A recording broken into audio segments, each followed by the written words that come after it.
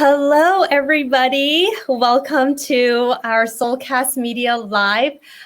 Thank you, everybody, for tuning in. I'm looking at the comments right now, and I'm seeing names and locations from all over the world right now, from Chicago, a few from Hong Kong, Malaysia, San Diego, Dallas, New Jersey. Oh my gosh, we have a fantastic group here right now. There's about 40 of you guys, more than 40 of you guys actually on this Soulcast Media Live. So first of all, welcome.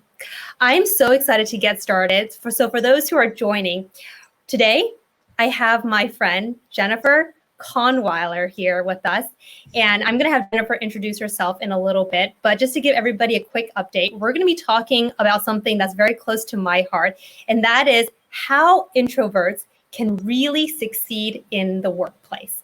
I'm going to share a bit about, my personal story. Jennifer, who is truly a leading pioneer in the introvert world, is also going to share some of her tips for those who feel that they're introverted and how they can use their skills to really excel in the workplace. Now, for those who are just joining, welcome to the Soulcast Media Live.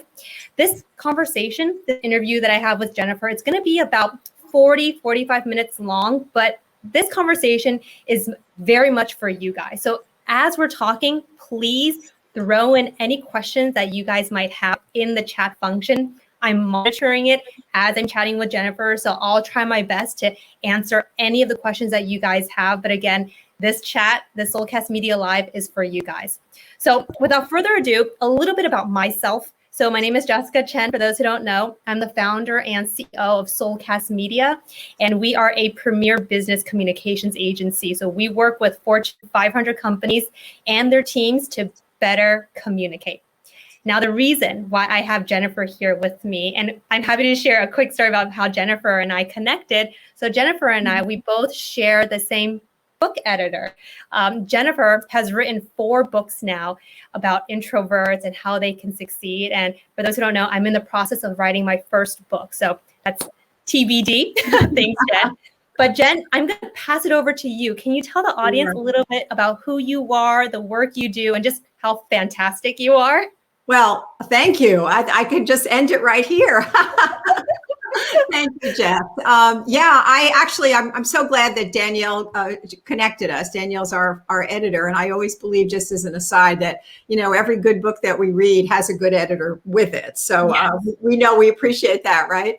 So actually, I came into this work about 12 years ago, probably even a little bit more than that. I had been working in leadership development and HR roles in many large companies and in large government agencies, and I kept coming across folks who were more introverted. And fortunately, I had been early in my career exposed to the whole concept of introversion. Now people are a lot more, I would say, just familiar, right, with the term. But back then, when I first started looking at this and trying to find resources for my clients, there really wasn't very much. And what I was looking for were materials and content and books that could open up the eyes of introverts to realize that there is nothing wrong with being introversion. Let's start out with being introverted.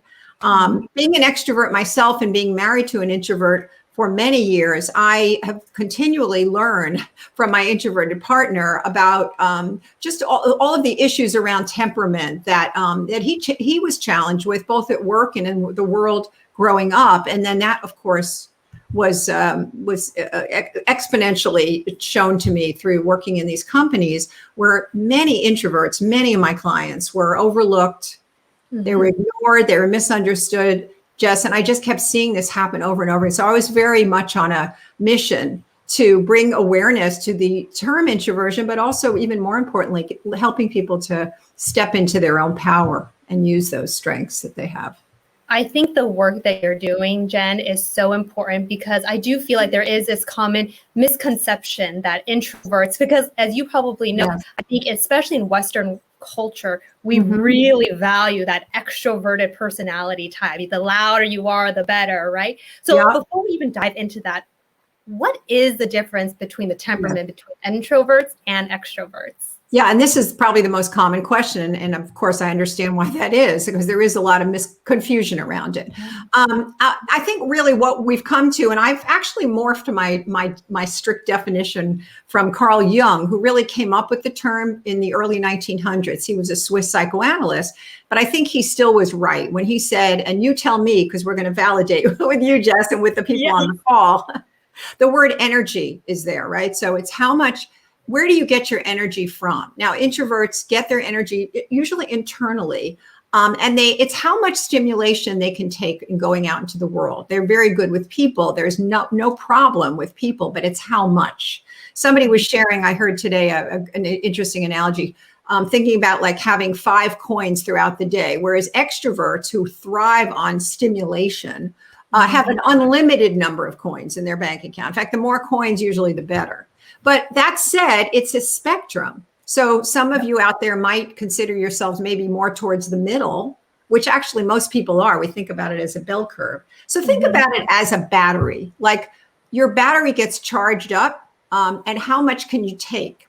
Now, one thing that I will say is that what we have learned, I mentioned there's been, my definition or my understanding of introversion, as many experts have changed their understanding or deepened it. And it's around also the idea that our brains are actually wired a little differently. So introverts are more sensitive to dopamine, this chemical dopamine, whereas extroverts just kind of can keep taking that in.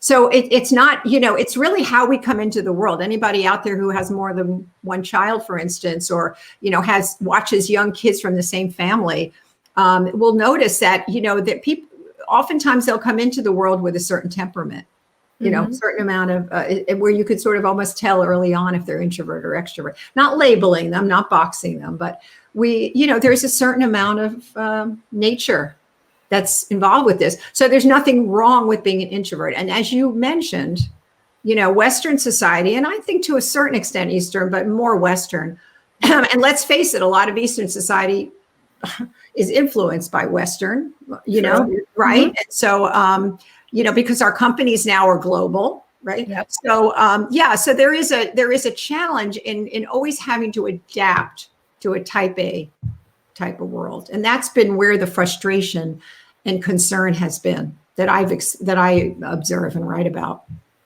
I have so many questions for you, Jennifer. And for those who are just joining right now, welcome to this chat. It's me and my friend Jennifer Kahnweiler, who truly is a pioneer of really being a huge advocate for introverts and how really they can succeed in the workplace.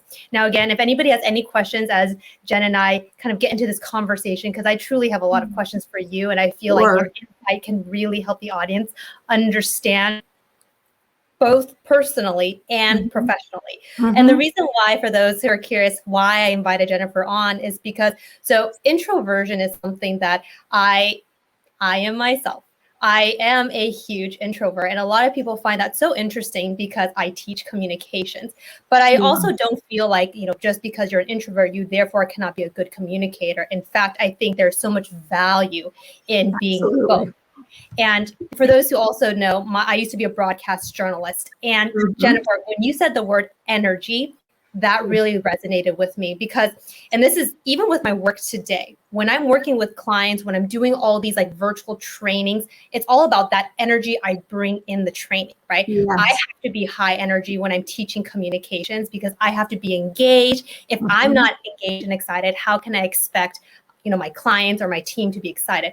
But I will say, after the training's over, just like you said, that energy, I have to find a quiet place, pull out a book, and I just have to decompress. Yes. Right? So it's just knowing it. Absolutely. It's knowing it. You got it. And the most effective introverted leaders and influencers we found in research that we did are the ones who value and know it's absolutely imperative to have quiet time and to have breaks. And I think we've seen, I'd be curious what people think on the chat here about how that's playing out in the remote workplace, because what we're reading about is a lot of overwork now. And the people, we're sort of glued to our computers and not taking the breaks that we know we need, but introverts especially need to break away.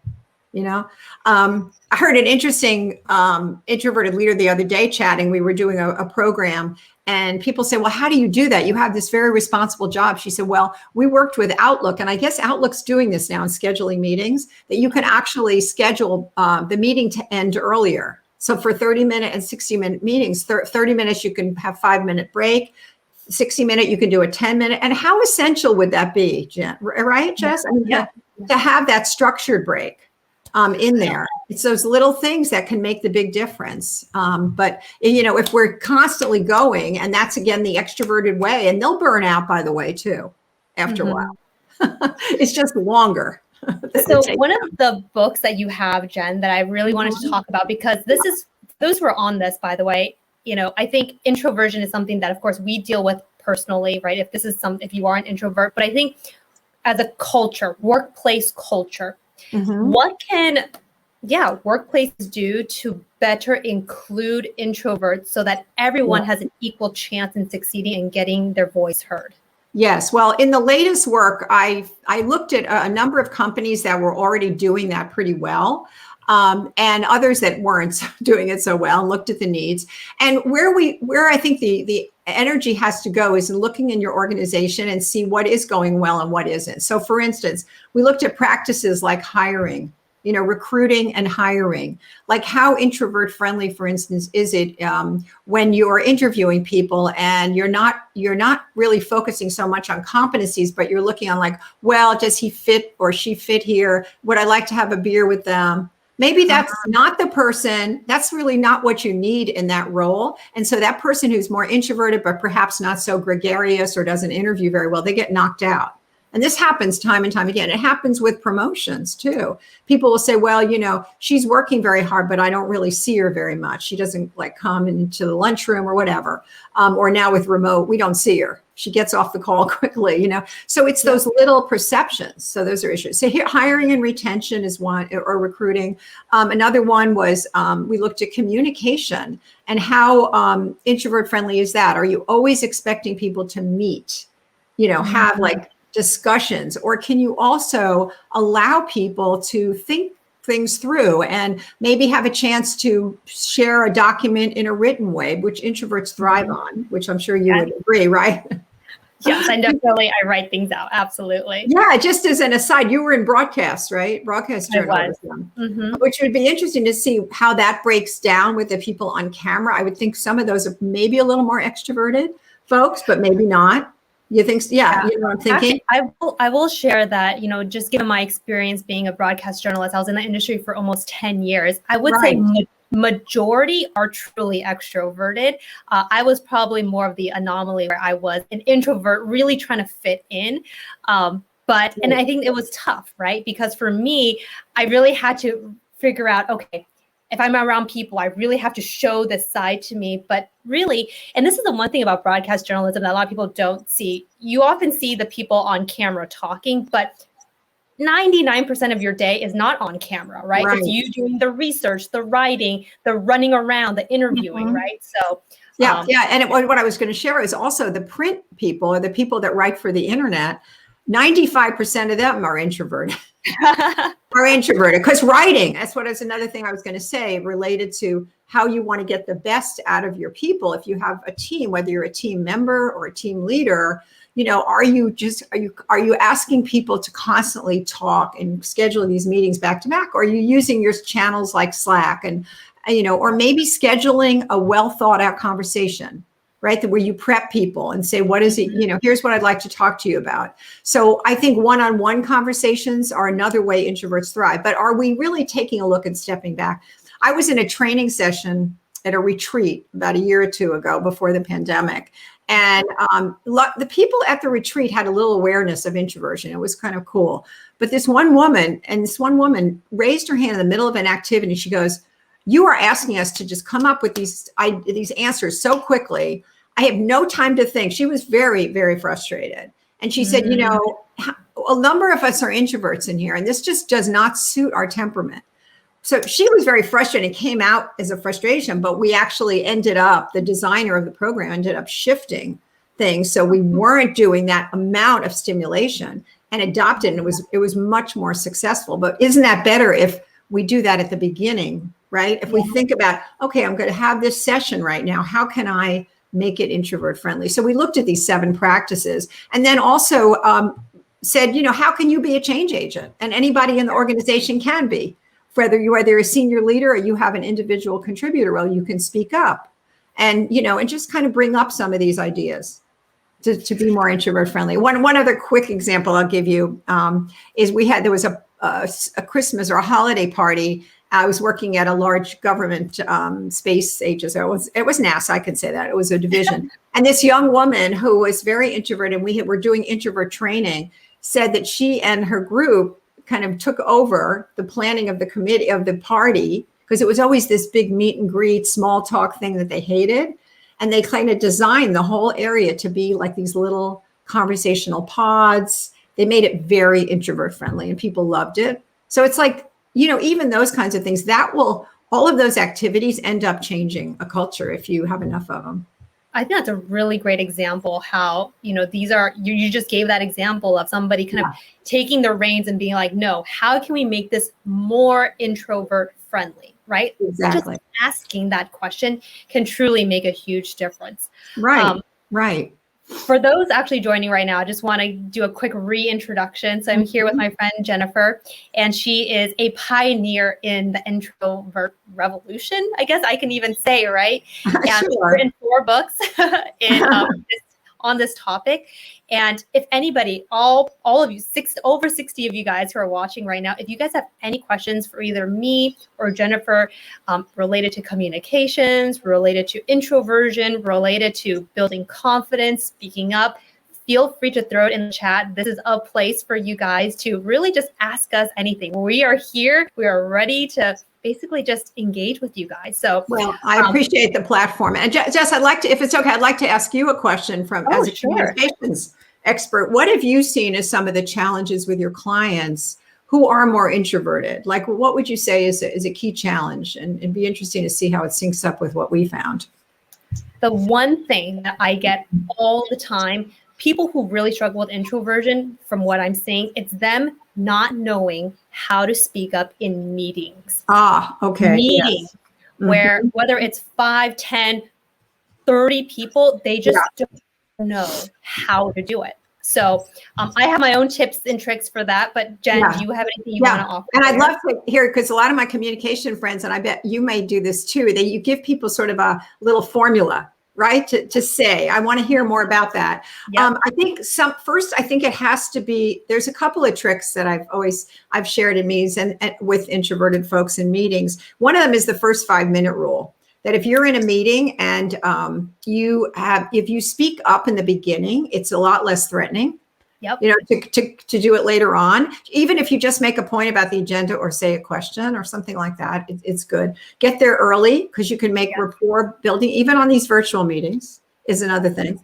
And then just two others, I guess I would say, well, there's so many that we could bring in, but if you do have things to contribute, and so self-talk can be our worst enemy sometimes. And one person I interviewed for the book, Pat Waters, who is she used to be head of LinkedIn HR, but she's now at ServiceNow the last few years.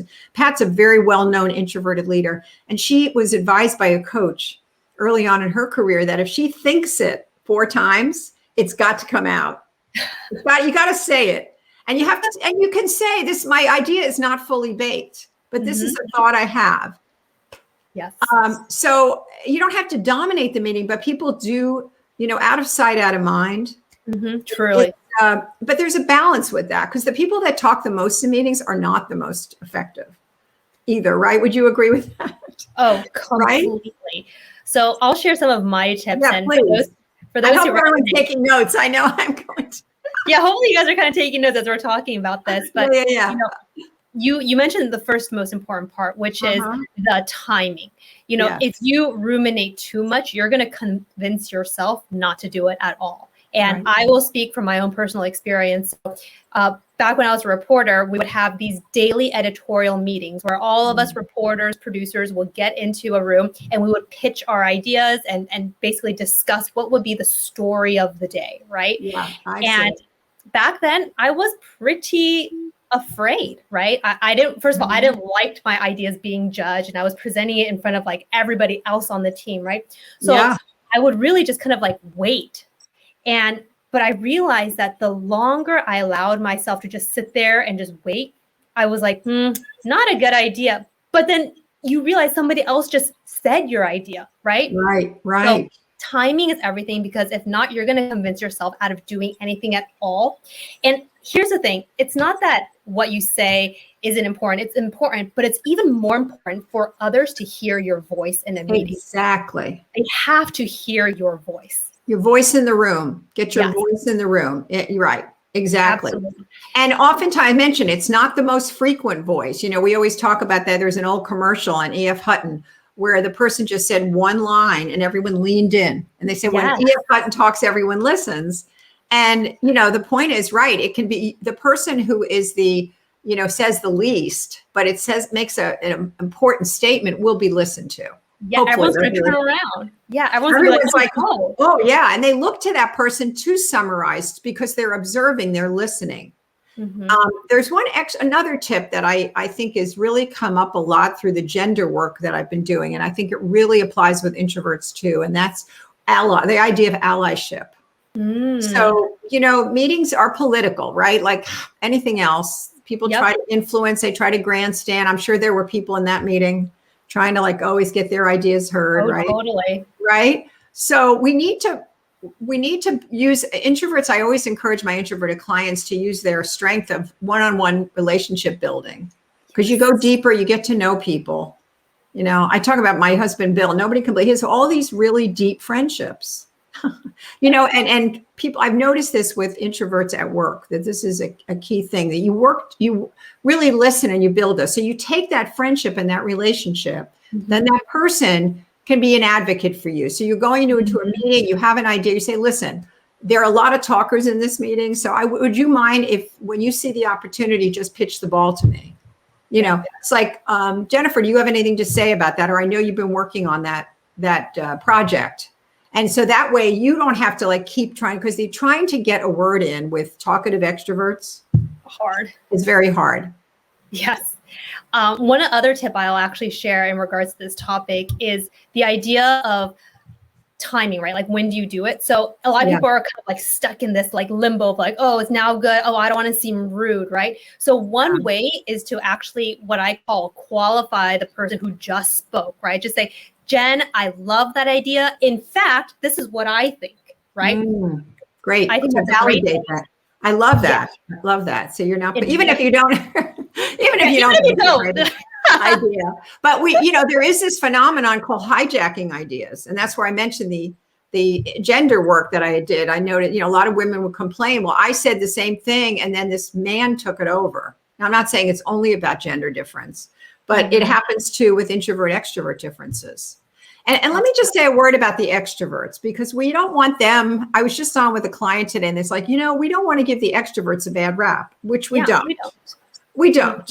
However, speaking as an extrovert, we get a lot of airtime. But I think when I looked at opposites, like wrote a book called Genius. Oh, here it is. The Genius of, I just happen to have it close by.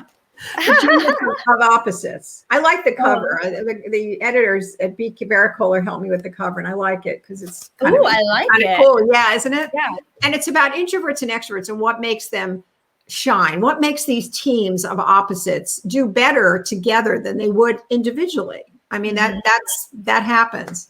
And one of the things they do is that, they listen to each other. They actually take the time to do that, And so that synergy is there and they build on that. But the extroverts, one of the things I found is that extroverts tend to think their ideas, talk their ideas out. So they're not fully formed. And so introverts get frustrated with that because they're like, well, what do you want me to listen to? Well, like you said before about the elephant in the room, what we have to do is talk about this and say, okay, so I'll say you're an extrovert. I'll say, Jess, do you just want me to listen to you now? Or what would you like from me? Do you want feedback? No, the extrovert will say, no, just let me talk. I need to just kind of get it out, Yeah.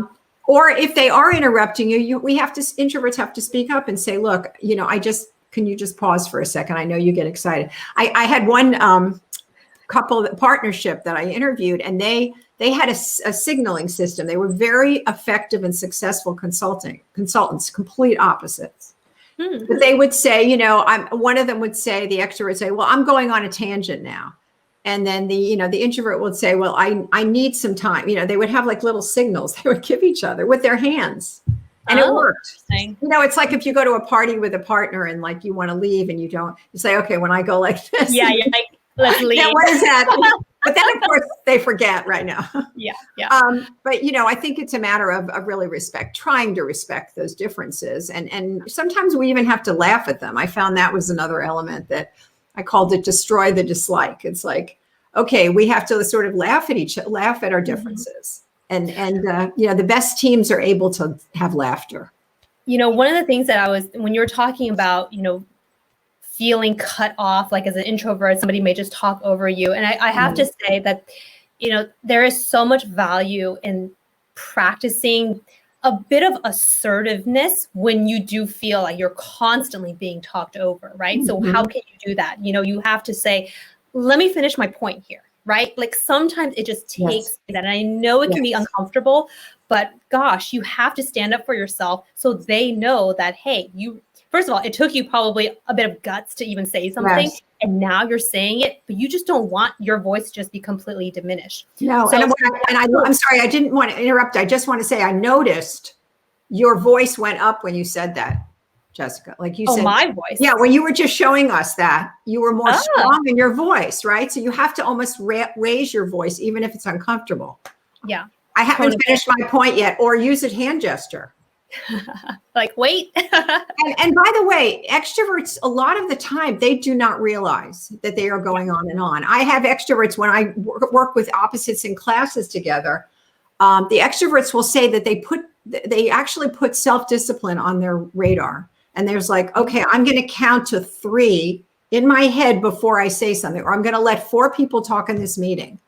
So a lot of times they're totally unaware because that's just how their mind works. So when we bring this topic up, then we can talk about what are the techniques we can use with each other. Looks like we got a few interesting comments. We do. I actually wanted to so one of the first questions that we got was from one of our people here who's watching, which thank you very much. So this question is, and I'm going to throw it to you, Jen. So what do you think about people who are being dismissive or not recognizing your ideas at meetings, and how do you handle that? Yeah, where your ideas are constantly getting dismissed. Yeah, well, if they're constantly getting dismissed, that's not cool, right? That's not what we want. So I think one of the things I have been successful myself, but also with my clients, is to not expect that the meeting is going to happen always in the meeting. I mean, this is sort of, I talked about the politics, and I'm not trying to say go behind people's backs, but if there is like one person who's doing that, it may be, you don't want to bring that necessarily up constantly in the meeting if they're not changing. You know, like if you made that statement that you made, Jess, and then you repeat it and they're not listening, then that's an offline conversation. Yeah. But so I think that when you build those relationships up, then other people can be advocates for you. It may be that resistance is something you need to uncover too. But being dismissive and not respecting you is another thing. Right. So I would say combine it with your one-on-one conversations. Do you have thoughts on that, on how you would handle that in the meeting? Yeah, I actually agree with that. I think, you know, the first time you say something, it's dismissed. You're like, but you feel pretty strongly about it. And I highly encourage you to continuously say it again. But if you are sensing that perhaps it's actually something deeper, just like you said, Jen, I think this is something that you take offline and you try to figure out what the heck is happening at that point. Right. What's going on here? Why are they dismissing? It may have nothing to do with you either. It may be that they're fearful of their own area and feeling threatened, and they're taking it out on you, or you're younger, or you're, you know, or they're biased. I mean, there could be a lot of reasons, but I agree with you. It could be deeper. Yeah. So don't be afraid to have that one-on-one conversation. Yeah. Or perhaps if the other person might feel threatened, right? Yes. Or, you know, whatever it is. Exactly. Okay. We have one other question that I want to throw out. Great question. So what are your thoughts on how do you quiet the talkers during meetings? Those damn extroverts. They would only shut up. All right. Well, I think I heard when I was doing the research for the last book, I heard a phrase come up that I guess has been around a while, but I really liked it. It's called good meeting hygiene. Ooh. And what that means is, it's the basics of running meetings. It's like, if we have an agenda, if we have ground rules, it's amazing to me. Every time I ask in a group, when I'm in a seminar or something, and I'll say, how many of you use ground rules in meeting?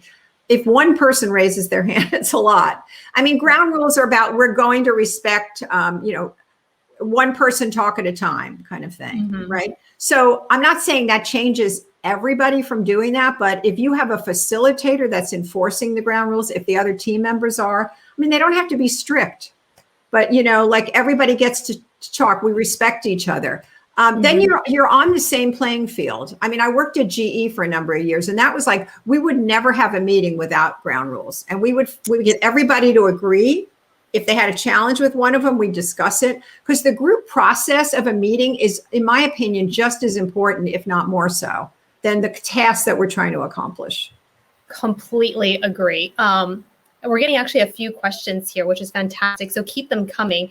The one that just came in, and I think this is something that definitely can apply to introversion, because perhaps we muse too much in our minds. But this person's asking, how do you overcome overthinking while applying for a job? I think the person is specifically talking about, them thinking that they're not qualified. There's too many people applying.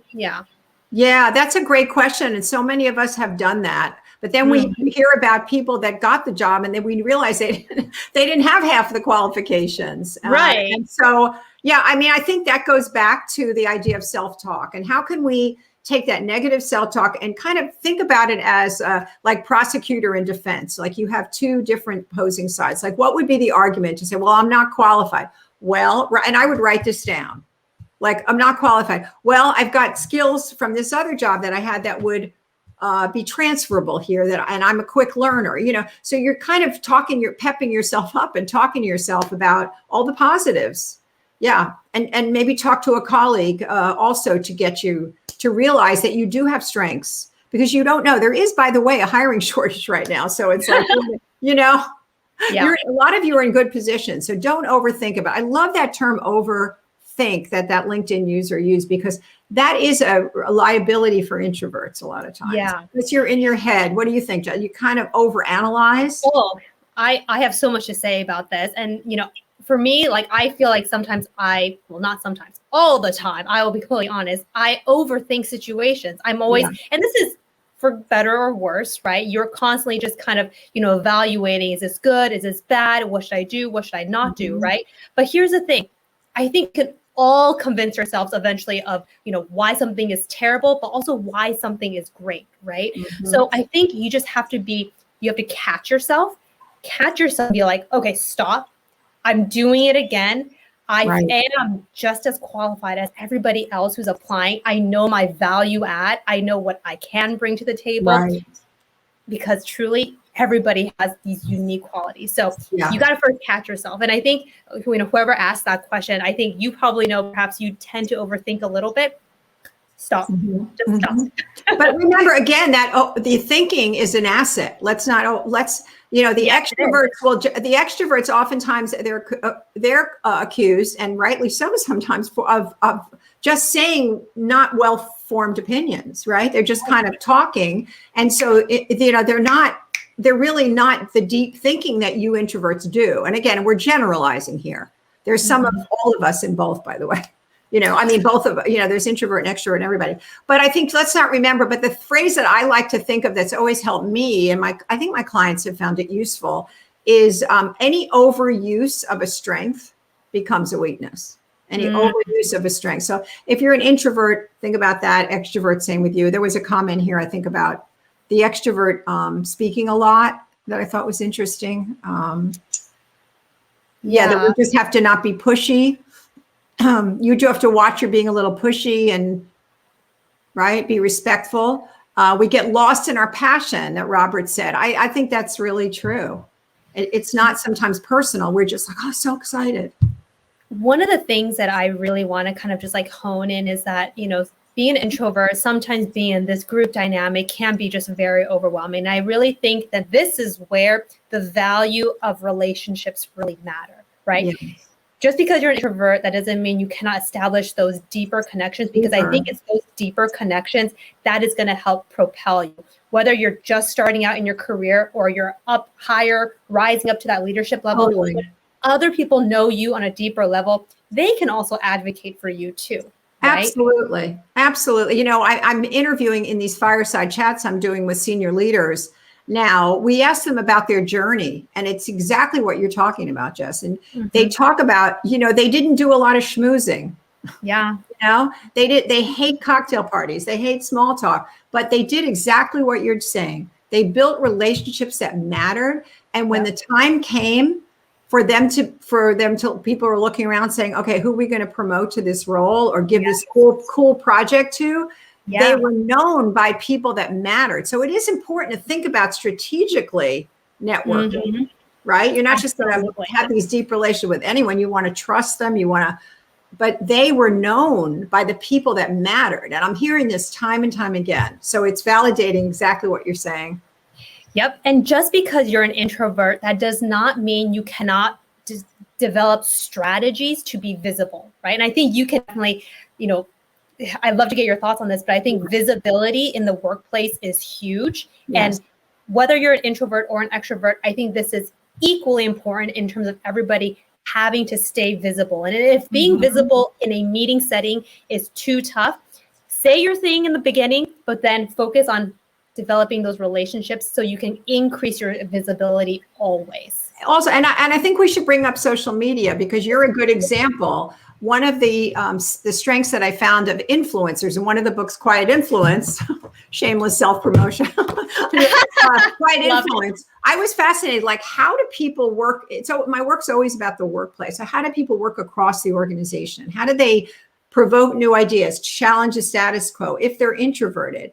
One of the 6 strengths, and this was even back, this book came out in mid 2015, but it's still true, just in different forms, is they did what you're doing, a thoughtful use of social media. Yeah. So they did it with a purpose in mind, right? And so you're doing your LinkedIn Lives once a month. You're doing other strategy, right? You're using a strategy. You're not all over the place. And that's very focused and strategic, and you know the results that you want to get, right? Which is to build your community, I'm assuming, and establish your place as a thought leader in communications. So, and actually, this I will say in regards, and actually speaking of which, 2 months ago, I released a new LinkedIn Learn course on developing visibility while remote. So highly encourage everybody to watch it. I actually do talk about social media. Oh, I want to see it. Those who are like, for those who are like, oh, I don't want to be posting on social media. That's not who I am. Yeah. We're not saying post pictures of, you know, everything and anything, but things that you're passionate about, whether it's your specific industry, whether it's your, you know, whatever it is, use social media to talk about why you're so passionate about it. That is really good visibility, honestly. And let me say it the other way too. We learn through, I've always felt we can learn through social media. So if there are people, let's say we'll use LinkedIn again, you know, if there are people that you follow and then you engage with their content and you have a point of view, like some of the people on this thing, I can just look over here, Heidi, there's people that are experts in introversion. They have the point of view, and it may be different than your point of view, but they're getting visible that way. Like everyone's right, and they're creating their own following. And you never really have to meet people in person. Well, maybe you will. Maybe eventually we will, right? We're all kind of missing each other a little bit, right? We are. But I see people do that all the time. Be very strategic about the people they follow and engage with. And it's kind of exciting when these big influencers will then recognize you or, you know, tag you or whatever. And you can do that again strategically. Would you agree? Yeah. Like you did. I don't really use the word personal branding too much, but in some ways, I think everybody, whether you want to call it your work brand, your whatever brand, but I think all of us have to be in control of the perception that we give. And this is not even introvert, extrovert anymore. It's just more like, staying visible. And I do agree. I think social media is a really good platform, especially LinkedIn. If you guys are connected to your colleagues already, posting about industry related trends is a good way for them to be like, oh, Jennifer is always talking about this. She definitely has some value, it's perception. Perception is huge. Yeah, exactly. So, we're about to wind down this conversation now. I mean, it's already been like 45 minutes of us talking. It's been so fun. It just like kind of flew by. So if anybody has any other last minute questions, but before we kind of like head out, Jen, is there anything you want to just add last minute? Anything that you think the audience should know? Well, I'd love people to engage with me too on LinkedIn, because I'm going to start a LinkedIn Live. My mentor and guru is Jess. So we're going to start one with introverted leaders. And I would love to get suggestions of people in your organizations who might be a good fit for that. We'll do some fireside chats with them and hear about their challenges and their successes. And I think we learn so much from leaders in our midst. I think the other thing is we change cultures when leaders speak up and own introversion. And I would say I'm defining leaders very broadly. Everyone on this call tonight or this LinkedIn Live is a leader. We're all influencing. Absolutely. So we can change cultures. That's my goal.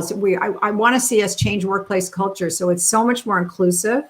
And I just so appreciate the opportunity to engage with you, Jess, and all the great people on the call tonight.